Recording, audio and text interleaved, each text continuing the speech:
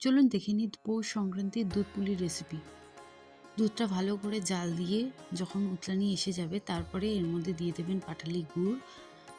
আমি এখানে ১ লিটার দুধ ব্যবহার করেছি। এরপর দিয়ে দিচ্ছি ক্ষীরের বানানো এক একটা করে পুলি।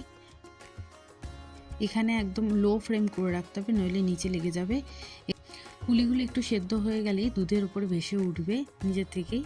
বেশি খুন্তি দিয়ে নাড়াচাড়া করতে গেলে পুলিগুলো ভেঙে যাবে। আমি একটু হালকা হাতে দেখছিলাম যে নিচে লেগে যাচ্ছে কিনা। দেখুন পুলিগুলো উপরের দিকে ভেসে উঠেছে। এবার আমি অ্যাড করে দেবো চুষিগুলো সব। লো ফ্লেমে এটা ততক্ষণ রান্না করুন যতক্ষণ দুধটা আরেকটু শুকিয়ে না আসছে। পুলিগুলো দেওয়ার পরে আরও 15 to 20 মিনিটস আমি এটা লো ফ্লেমে রাখবো।